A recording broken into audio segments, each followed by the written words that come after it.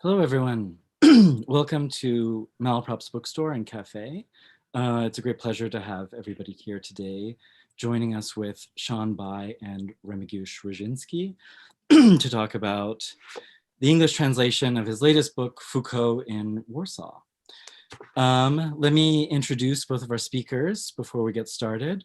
Remigiusz Ryziński is a philosopher, cultural critic, writer, and academic lecturer who works in gender and queer theory. He's published 3 academic books. He graduated from the Jagiellonian University in Kraków and has studied at the Sorbonne. He received grants from the French government, the Robert Schuman Polish Foundation, the Ministry of Culture and National Heritage of the Republic of Poland, and the City of Warsaw. Foucault in Warsaw is his literary nonfiction debut. His translator, Sean Gaspar Bai, is a translator of Polish fiction, reportage, and drama. He published translations of Watercolors by Lydia Ostałowska, History of a Disappearance by Philip Springer, The King of Warsaw by Szczepan Twardoch, and Ellis Island, A People's History by Małgorzata Scheinert. He's a winner of the 2016 Asymptote Close Approximations Prize, a 2019 National Endowment of the Arts Translation Fellow, and former Literature and Humanities Curator at the Polish Cultural Institute of New York. So to kick things off, why don't we start with a reading? First in Polish, then in English. So this is me now, right? Yes.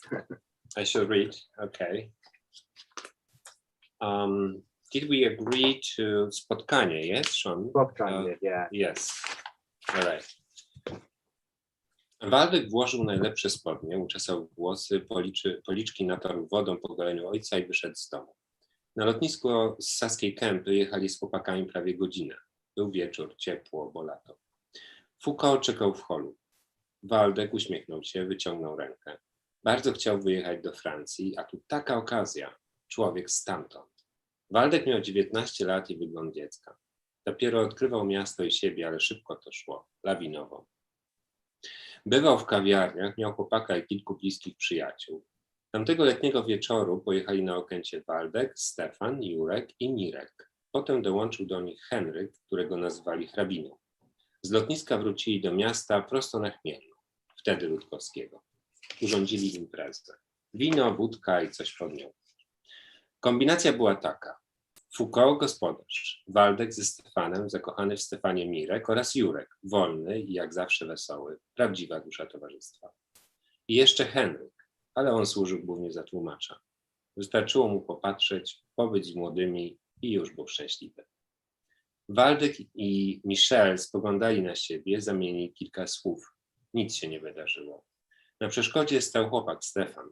Przeszkodą był też brak znajomości języka i Waldkowa skromność. Musiało minąć trochę czasu i w końcu, którejś gorącej nocy, Waldek został u Foucault. Taki to miało przebieg. Lawinowy. Thank you. Thank you. I'll read the same in English. Meeting. Waldek put on his best pants, brushed his hair, rubbed some of his father's aftershave on his cheeks, and left the house. It took him and the boys nearly an hour to drive from Saska Kępa on Warsaw's right bank to Okęcie Airport. It was evening, warm, because it was summer. Foucault was waiting in the arrivals hall. Waldek smiled and held out his hand. Waldek wanted very much to go to France. And what an opportunity, a man who came from there. Waldek was 19 and looked like a kid. He was just discovering the city and himself, but it was happening so fast, like an avalanche, as he puts it. He hung out in the cafes. He had a boyfriend, Stefan, and a few close companions. That summer evening, Waldek, Stefan, Jurek, and Mirek went to Okęcie. Later, they were joined by Henryk, whom they called the Countess. They went from the airport back to the city center, straight to Rutkowski Street, now known as Chmielna. They threw a party. Wine, vodka, and some snacks to go with it. This was the setup. Foucault played the host. Waldek was with Stefan. Mirek was in love with Stefan. And Jurek was single, always in high spirits, and the real soul of the group. Henryk, for his part, acted mainly as an interpreter. All he cared about was looking at and spending time with young men. That was enough to keep him happy. Waldek and Michel gazed at each other and exchanged a few words. Nothing happened. Waldeck's lover, Stefan, was the obstacle. So was the lack of a common language and Waldeck's modesty. Some time had to pass before finally, one balmy night, Waldeck stayed over at Foucault's. That was how it went, like an avalanche. Thank you. Thank you. That was beautiful. Listen, this was the first time I've heard this, and I must say I feel quite emotional a little bit. Thank you, Sean. Oh, my pleasure. Great, my pleasure. Great job. Thank you. That's from right at the start of the book. I feel like that's kind of like our first introduction to these characters and to Foucault and to his time in Warsaw. Yeah. Yes. Well, and that leads me to my first question, because you're exactly right that it's a perfect kind of encapsulation of all the characters that we're going to meet, but also the city of Warsaw as a character. You know, I think the geography of the city is very present throughout the book, but especially in that passage. So my first question for you, Remigiusz, is, I guess very basically, what was the decision to write about Foucault and the decision to write about the city of Warsaw? Okay, so first of all, thank you for having me. It is a very, very great pleasure to be with you, with the distance, but nevertheless, it's a great honor. So thank you. And answering on your question,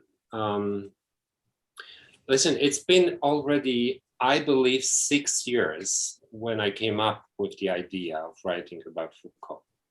So first of all, I made my habilitation, and it gave me a title of being professor of university.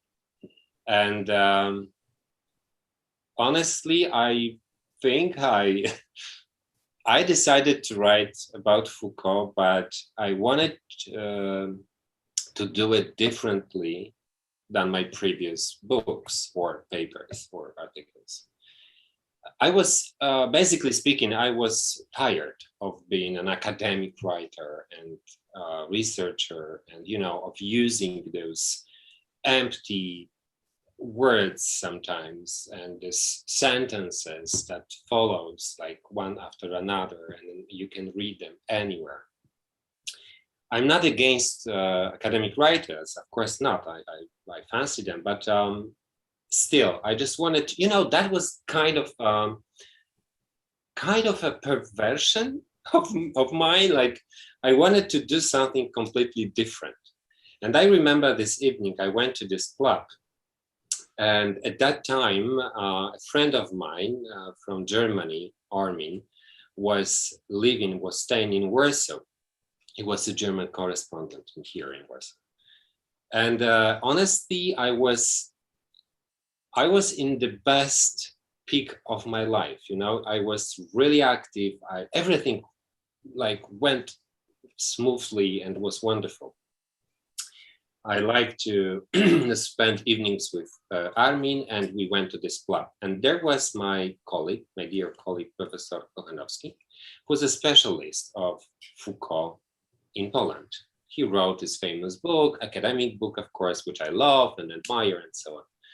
And then I don't know what happened, but I believe I was reading one of Foucault's articles, like the one where he talked about transgender, something, the reality of identity of gender and so on.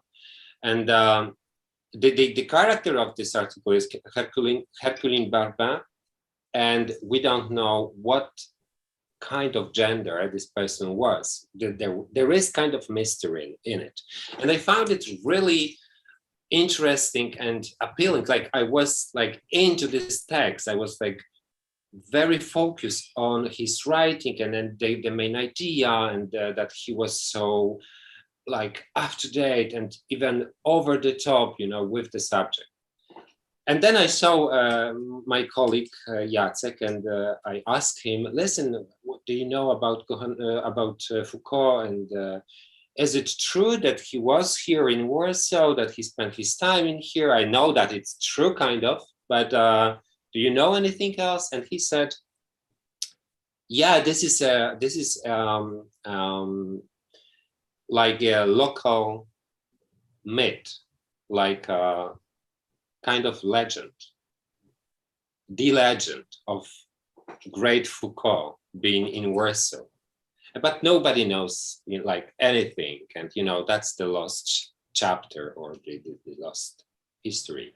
And I told myself, no, it's not. It cannot be. I mean, I have time. I did my habilitation. I'm professor now. There is nothing that can stop me. Just, you know, to look for it or to search or research a little bit. I will see. And like next day or a few days later, I went to IPN, the Institute for National Remembrance, the source, you know, you must imagine it as a source of every files that you can take from this gray and sad period of communism in Poland. In 1989, when we changed the system, the political system, to the liberal democracy, all the files from the Secret Service and militia and so on went to this institution. So, being professor, I was able to ask, because not everybody can go there. I was able to ask for the referenda or just for research. I wanted to just, you know, the form of it was quite simple. I wrote like Michel Foucault in Poland, and I gave my titles and everything. And, you know, that was kind of a beginning of it, because the door of the IPN, of this institute, suddenly became open to me. You cannot even imagine how deeply impressed somehow I was when I went there for the first time, because, you know, just like this, I had this opportunity, this open access to all the files that I just could have imagined only, or even I have never, because that was not in my interest, and I was convinced that it is impossible to go there. But yet I went there, and I was sitting in front of this computer, and you know, I didn't know quite what to do. And then despite my belief or my decision of not to write anymore in academic way, I became again an academic researcher. So I use all the methods that I knew. So I just started to search for it, and I just wrote to this. It works like a typical normal library. So you just type what you want, or the title, or the name, or whatever. So I wrote Michel Foucault, and nothing, of course, came up. But then I thought, yeah, it's not going to be that simple. They will not. Once they let me in, they will not shut the door because I'm there. So I decided to use it. And that was quite historical, because I was really spending hours then there, and like typing and writing names and some titles and places and institutions. You know, I was so eager. I was so like hungry for knowledge. And of course, nowhere was just was the simple name of Foucault. But I didn't give up, and I was coming back several times.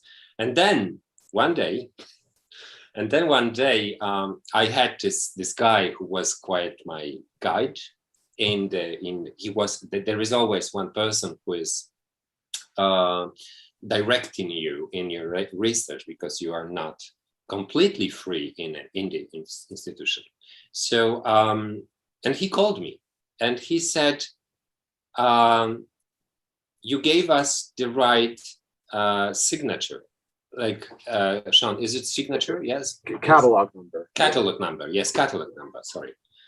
I didn't first I didn't understood what he was talking about, but it sounded like he would say, you choose the right numbers in lottery, in the lottery, you know? That was like the winning, you are the winner.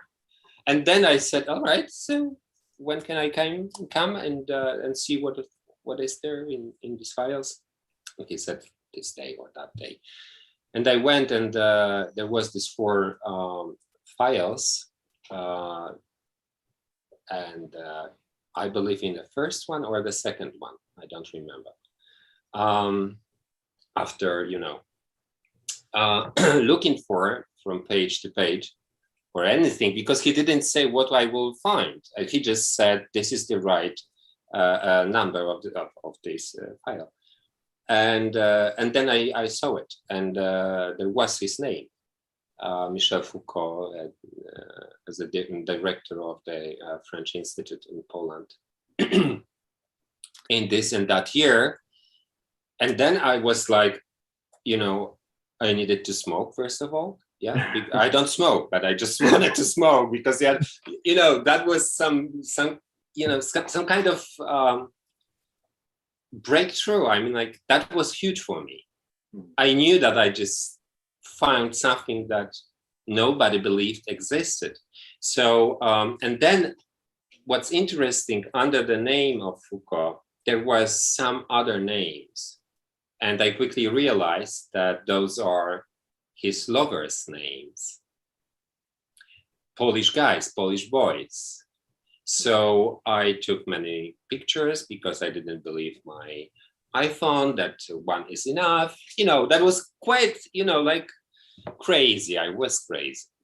And I lost my mind a little bit. Really, it was the kind of really deep situation of being faced with like something important, I would say.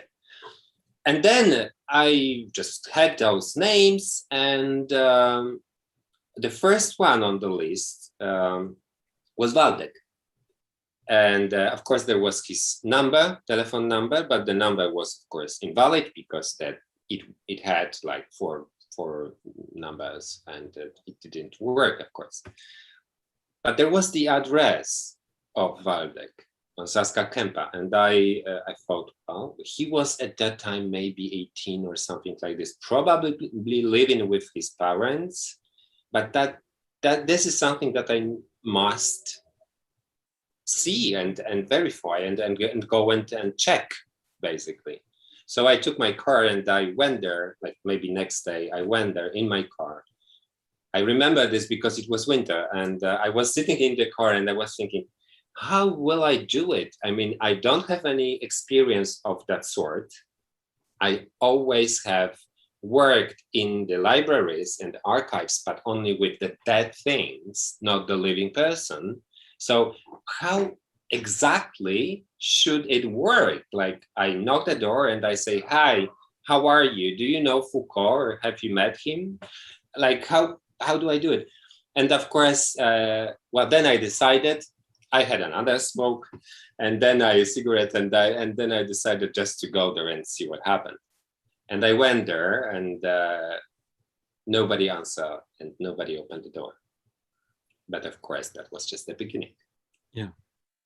Well, and that's an element of this book that I found particularly compelling. There's a moment early on when, as a reader, you first come across the I, and the first time I came across it, it took me a moment to sort of realize who is I, and it's you, obviously. Yeah. And it adds this element of almost like you know, a sort of B plot or like meta narrative to the whole story that gives it a sort of a, I don't know, I sort of thought of it as like an epistemological detective novel kind of thing. You know, like you're this sort of intrepid investigator trying to find out how to know what there is to know. You know, the story itself, I guess, to like back up a bit and put some context, like basically we're talking about Foucault's time in Poland as it was the director of the French Institute, you said, right? Yes. In Warsaw, and his expulsion eventually from the country for homosexual activity. And this is your sort of like re-examining of that story. but that first, it's early on in the book when you have that moment of just like toying around with search terms that's oddly compelling, because it's like you immediately are sort of, why doesn't anyone know this? Like, where are those records? Why are they hidden?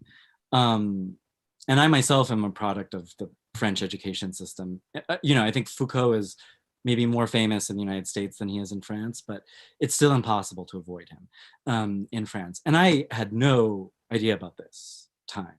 I did not know that Histoire de la Folie was written in Poland, any of that stuff. So I guess my next question is to do, and this also concerns your translation, Sean, is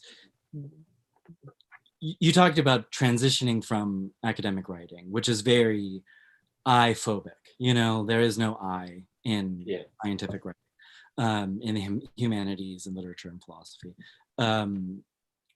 What was that like to be present in your own text? Well, the answer is simple. It was erotic, basically. Truly, it was erotic, because I really, you are completely right. The I-phobic writing, academic writing, I've been doing it since I was 18 or 19. So for more than, at that time, 15 years.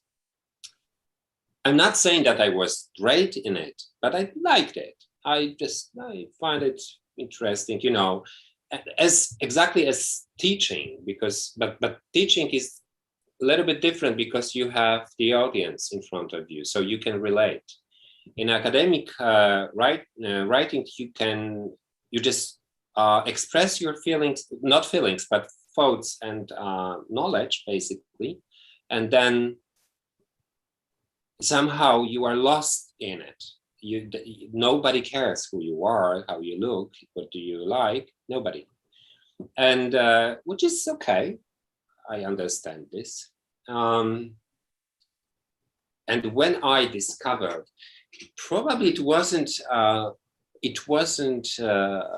as quickly as I believe now, because I didn't know how to write this story. The nonfiction was for me a group of people that I admired, and I read, but they are somewhere, in this diabolic space, and to where I don't have any access. So, but then I realized that naturally, I started to write this story using my name or using I. And it made me happy, and it was pleasure. It was great erotic kind of pleasure, because I felt like Hélène Sixtus once said that writing is a body experience, and I believe it. I believe that it was very like this. I was writing with my body, with my mind, but with my body, with my I that I expressed in this book. And and then it was honest, I believe. You know why? Because I met those people. I met Waldek. I went to their places. And I could have hide myself besides the words and the sentences and the stories of my heroes and those people. But I felt like I needed to show myself as well, and to become a little bit one of them, because I have already been one of the secret militia, whatever, service. Yes. Searching for them. Like I felt this, that they were doing it with them in the 50s, and I'm doing it exactly the same in the year I was writing the book. So I felt it wasn't nice. This feeling was like, who am I in this story? Like, am I on the bad side of those people who are searching for gay guys, or am I like them? I want to be like them. I want to be with them. And that's why I decided to use I. And yeah, it has completely changed me and my writing. Now, even now, when I write any kind of academic paper, I dare sometimes to say I. But not in the sentence that I believe he was right or something like this, because this is something which doesn't interest me. No, in a way that I express my regards on it. Like, for example, I went there and I saw this and I liked it. Like nobody did it. Because, you know, maybe it's not objective, it's subjective, but why don't we let ourselves to be a little bit subjective? Yeah. It's if I can jump in, it's also interesting from a standpoint of the Polish literary nonfiction tradition of Polish reportage, because I wouldn't go so far as to say that Polish reportage is I-phobic historically, but there does exist a standard that the author is not supposed to show themselves in reportage work, and sometimes authors deviate from that, but not usually. And the way that Polish literary nonfiction has generally worked over, this is a very well-defined genre in Poland. It's a very popular genre, very widely read genre. And it adheres to a set of norms that were basically developed under communism to work around censorship. And so one of these norms was that stories would be focused on individual characters who would drive the narrative, and there would be little to no meta-narrative or analysis or presence of the author. And that was specifically so that any potentially critical material could be presented as not the author's view, but just as a view that was expressed by one of those characters. It was a way of giving cover for censorship. It's also just a very good way of telling stories, and it's one of the reasons that has stuck around. But I think it's so interesting in this book that that Remigiusz is a character, that we get, the story that he told about finding the right catalog number in the library is right there in the book. It's right at the beginning of the book.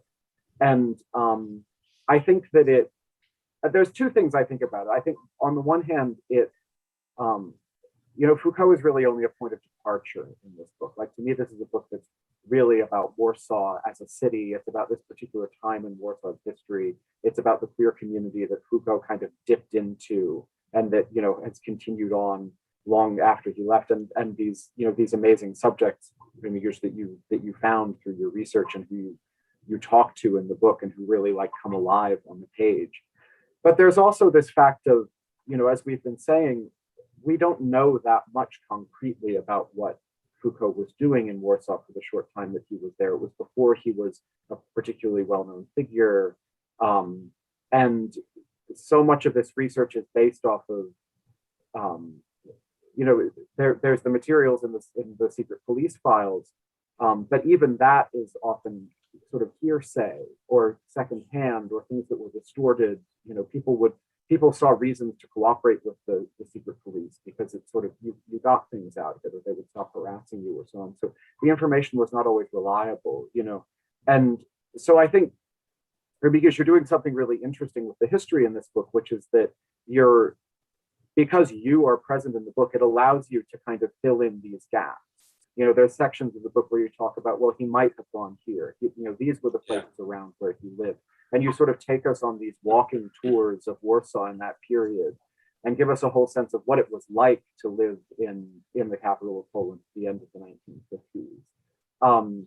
And it's a different way of telling history. And I think for marginalized communities like the queer community, for communities where the documentation that we have is gossip, is oral history, is unreliable information in police files, sometimes these are the things that we need to do to fill in the gaps.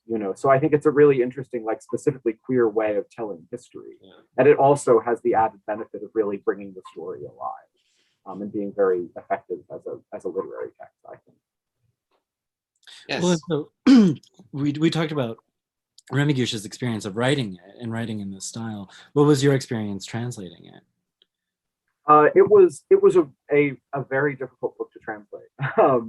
I mean, translation is somebody said to me once, and I thought, oh yes, this is true. Translation is a form of constrained writing, basically, and translating nonfiction is like even more constrained.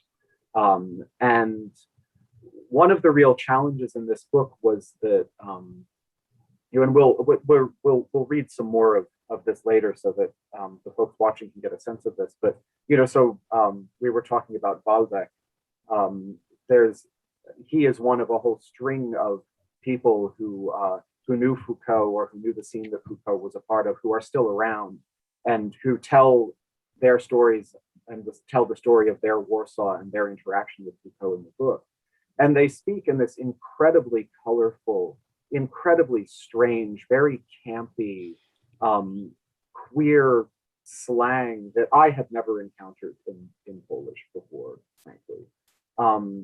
And it was so rich and so creative, and it had to not only go over into English in a way that also sounded rich and colorful and campy and creative, and it sounded authentic as well. I wanted it to sound like real English. I didn't want it to sound like translation news.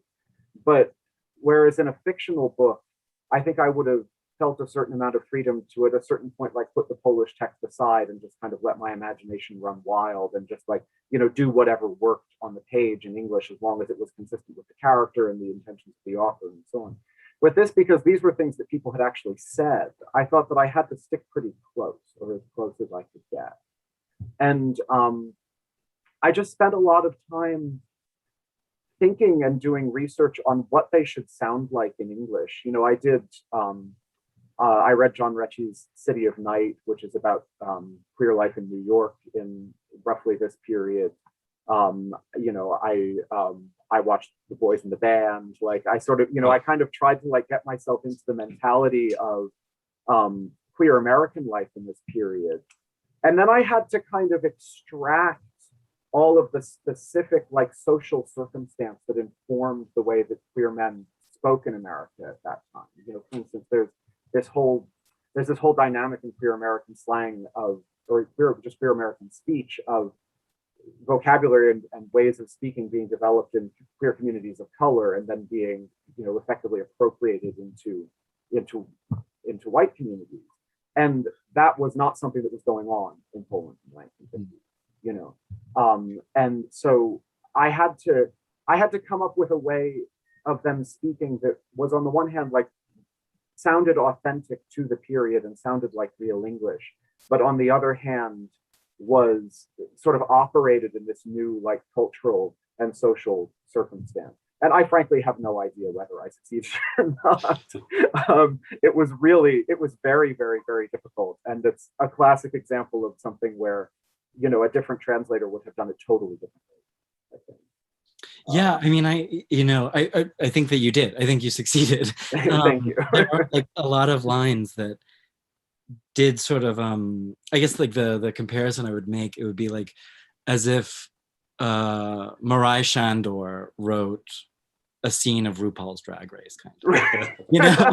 Sort of like the fall of the Austro-Hungarian Empire. That's the highest compliment I've ever received. Yeah, there's the sort of Habsburg decadence plus, Right. Like maybe, yeah.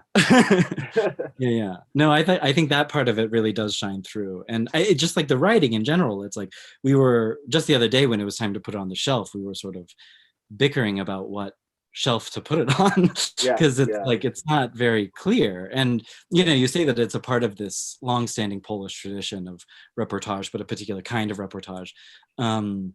But yeah, I mean, it does have like there's like a kind of mystery novel vibe to it. It's a history of queer Poland. It's a history of authoritarianism. It's an intellectual history. It's kind of biography, but not really, This is a common problem with Polish reportage in this country, honestly, is that it doesn't really fit very well into our genre schema. And, I often describe it to people as it's like reading an episode of This American Life. It's nonfiction, but it's crafted. It's very consciously crafted, very consciously literary. And Polish reportage writers, I think, are just given more literary freedom than American literary journalists are given. And so I think to people, these books often read as if they were fiction, even though they're not. And there are funny examples of Polish reportage books in the American market being marketed as novels because they feel like that's where they're going to find their readership. But of course, if you're someone who's writing nonfiction and your publicist tells you, "Oh, we're going to pretend this is a novel," it's sort of like, But I mean, as far as I'm concerned, when it comes to this book, like, what could be better for a queer history than to have something that's bending the limits of genre and bending the limits of history, and just and playing with all of these ideas at once. And so, the execution of it is something I want to talk about. The structure is very particular. The whole book is delineated in these little vignettes that follow each other, sometimes chronologically, sometimes thematically, sometimes a character jumps between them, but it's just made up of hundreds of little passages that are just a couple paragraphs. Remigiusz, what is it about that structure that you felt best served what you were trying to do? What was the intention behind that?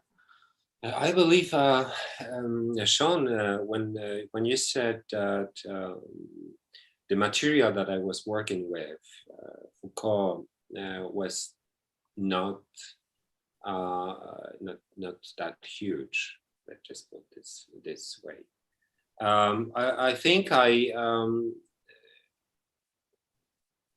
well, based on this, that I had only several documents. I wanted to tell the whole story of the city and the year that Foucault spent in Warsaw with those people. And I was working with fragments, from them and from archives, my cat, sorry, and from the archives. And so that's why I was pushed to use this method, and I honestly find it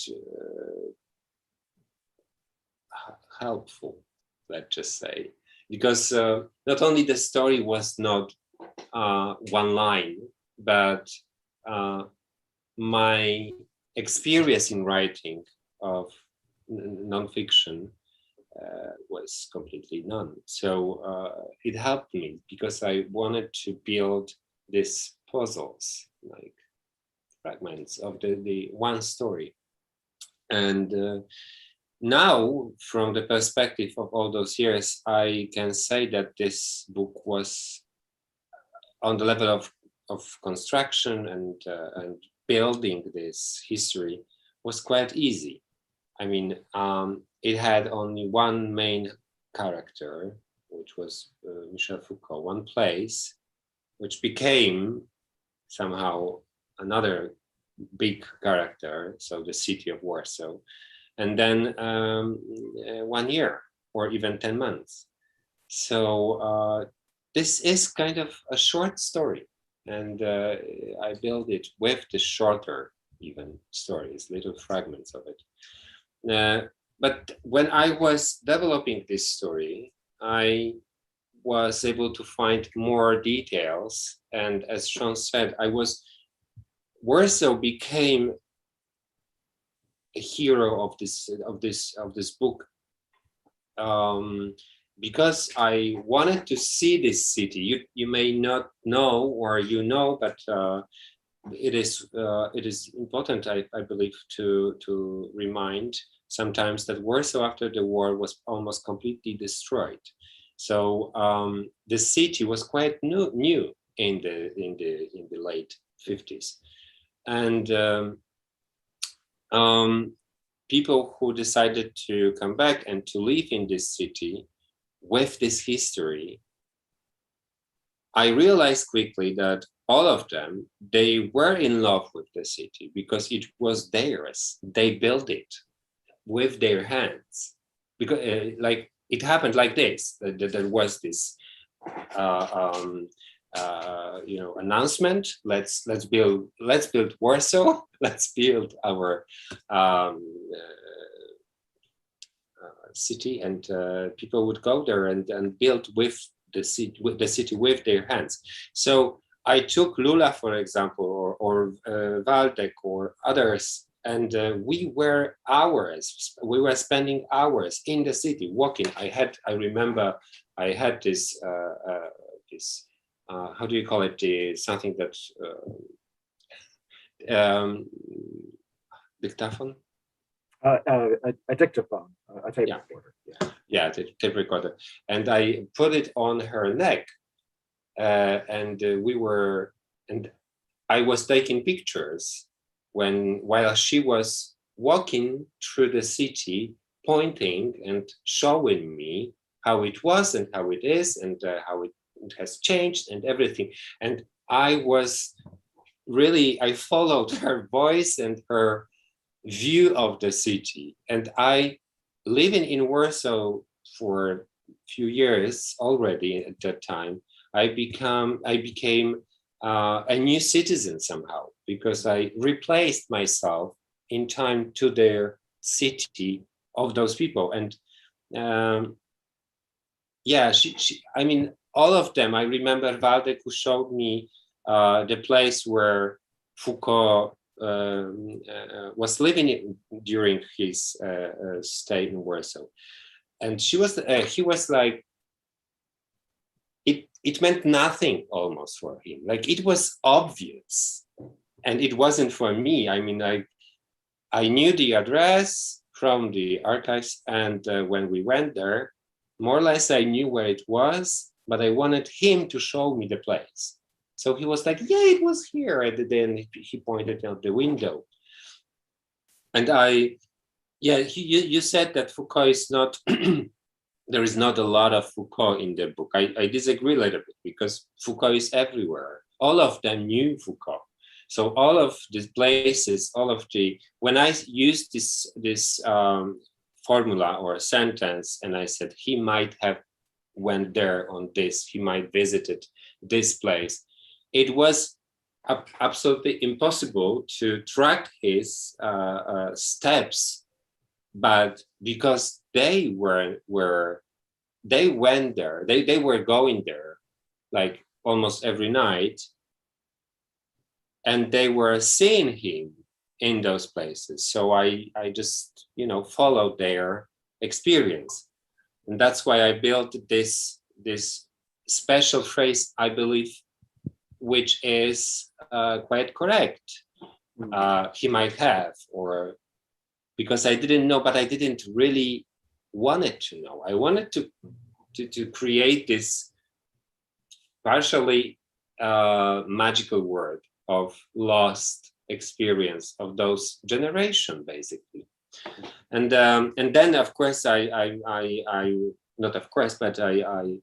managed to find the mysterious lover of Foucault, and the main bad character of the book, who nobody knew who he was, or if he was even true and real.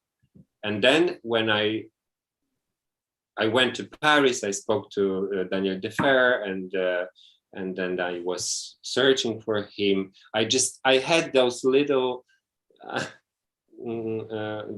pieces, like Daniel Defer would say, yeah, probably he was working in the library on the university. So when I went back, I went to the library, and I was talking to those people, to these people who were really working there. And I was like, yeah, do you know anyone who was working here in the 50s? Because I have a question I would like to ask.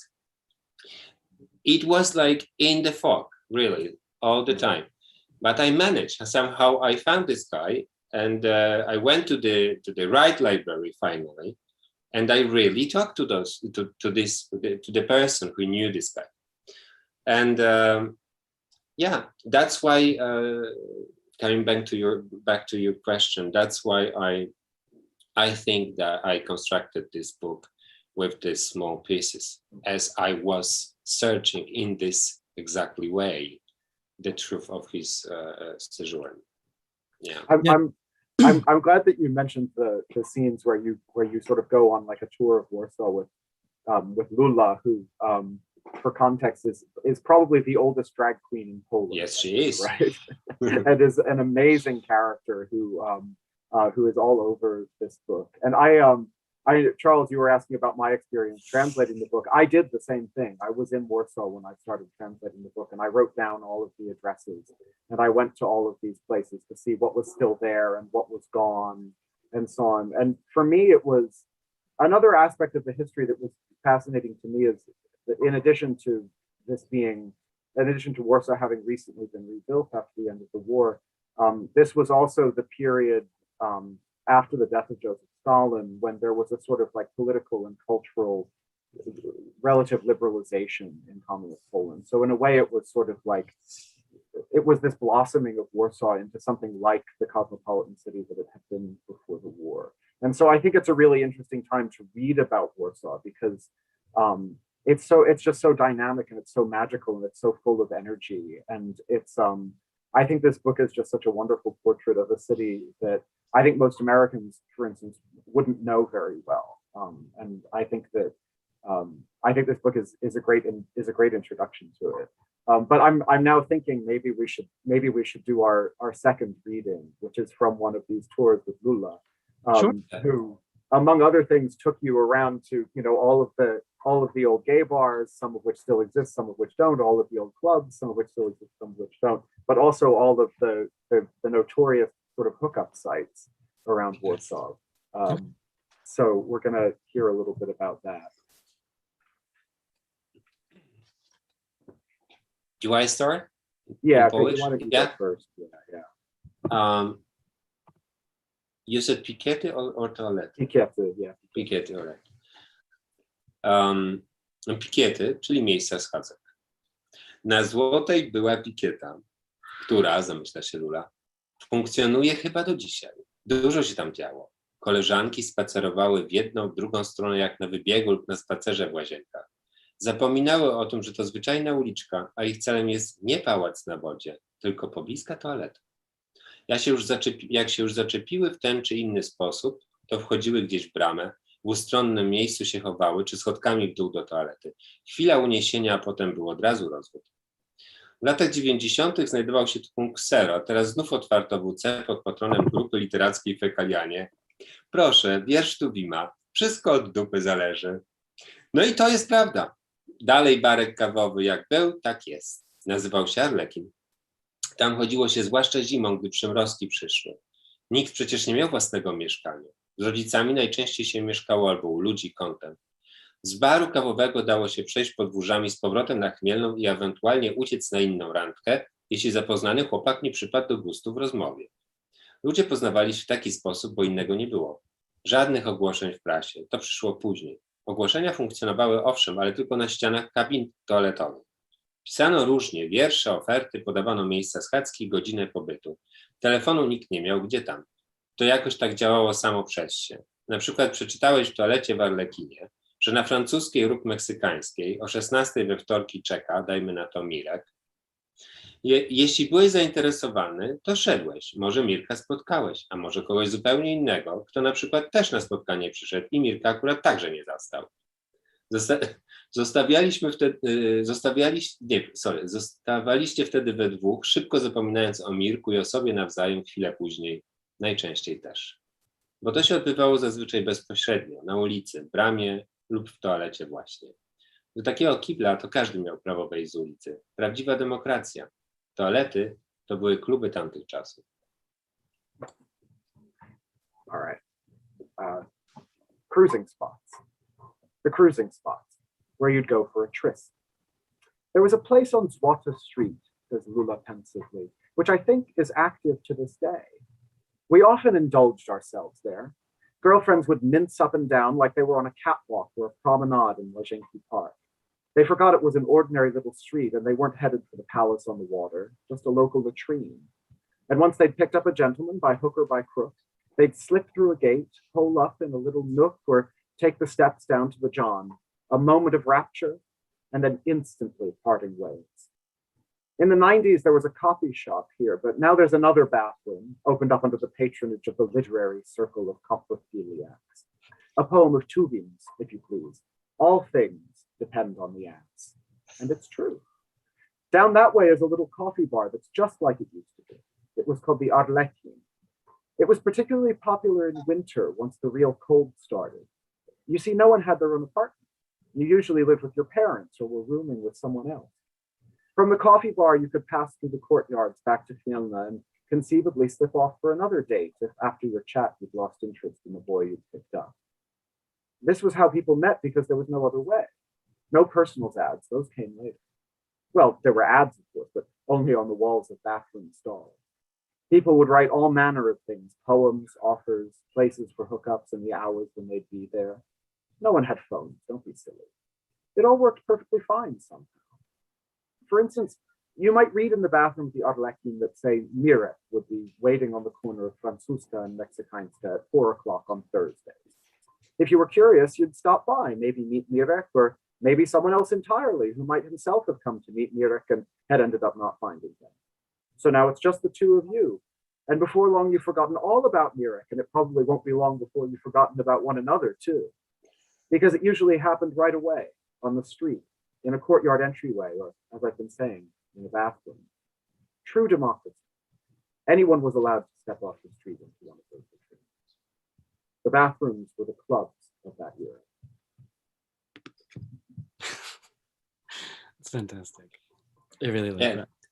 Yesterday there was in Warsaw, there was the Pride, and Lula was a star of it, and she is 80, but we don't know how old she is exactly because she has her birthday each year, and each year it's the 80th birthday of her, So she is a flower. She's a little bit crazy, very over the top. Yesterday she had this blonde wig and in a robe with flag or something, and the television would come to her and ask her the question. She would immediately jump into the role, like she would say. And she sent me. I didn't know if I may show you, probably not, but she sent me the short video. And this journalist came up to her and asked, I don't know what kind of question. She would say, "Oh, I love the TVN or your TV, the TV you work in, and I love you. I've seen you a lot of time." And she was so surprised because she was this new, completely, person who probably did her first material or something. But Lula was open and open-minded always, and she remains this flower and the flower of the city. I love her really deeply, and I'm glad that she finally found her place in the book and will stay forever, I hope. And now she's an international star. Yes, she is, absolutely. She is. Yeah, I mean, I'm a convert. I'm firmly in her camp now. There's so many things that I want to know about, and particularly I did want to talk more about the city of Warsaw, but we're running out of time, and there is a question from the audience, if you'd like, that sort of goes back to Foucault as a figure and your relationship to Foucault. There are multiple parts of it. Let's start with, what did this research change about your perspective of Foucault? Well, honestly, I must say I studied in Paris, but I was involved with Roland Barthes. I was studying under the Julia Kristeva, and she was connected more with Roland Barthes, and I was in love with fragments of love discourse, and that's it went like this. Basically, I knew about Foucault, of course, and I read his books. But I was never a fan of him, or I never thought I would write anything about him or his philosophy or theory. But that was not my goal. my goal was to find the man, like the human being, in the great Foucault, who was in Warsaw before he became Foucault. He was, of course, he had this great position in the city because he was a director, so he had money and connections, and he would always be able to leave the country, which was not the case of many of the guys he met. So I wanted to meet Foucault as a person, and I believe I did. Then I started to, of course, to read his books again, and now I teach about him sometimes, but still I remember some subjects, some topics more than the others. But I like him, of course. And was a great mind for sure. When I was in Paris, let me say again, I was in Paris and I visited Daniel Defer. So I was invited to his home, his apartment, where he spent years with Foucault. So I was sitting in this chair. He was extremely nice. He was showing me Foucault's notes, and we would go out to the balcony, and he would say, yeah, we spend a lot of evenings here, and this person and that person would come, and that was crazy and everything. He was extremely open and nice. But I was still thinking, okay, I'm in the place and I see the table where, and his bookshelves and books where Foucault was working. And it was something important for me because, he was always an author of the book that I supposed to read or needed to read when I was a student of philosophy. And then I was in his home. So that was really important experience for me. So yeah, we are running just to the end. I guess this also has to do with that same question, but I did think it was very significant that the first line of the book is, the hero of this book is Michel Foucault, but not only him, Warsaw is too. Yeah. I just thought the word hero is, I don't know if hero made it into the final edition actually, but the word hero seemed to strike me as significant rather than, I don't know, main character or hero. I mean, hero is just like, that's such a strong term. I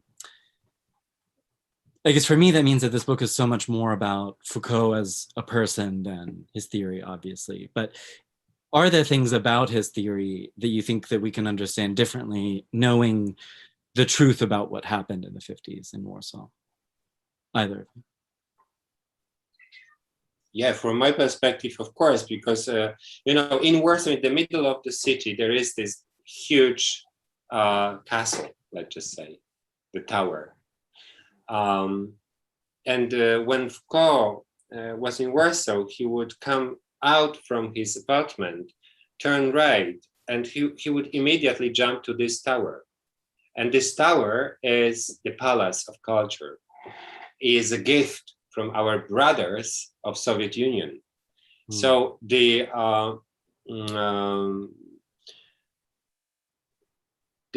is kind of a vision of total control upon the city and Poland and Polish people. And I somehow believed, writing this book, and I believe there is this chapter about it, that he would remember this writing about panopticon in his famous book, one of the next book. And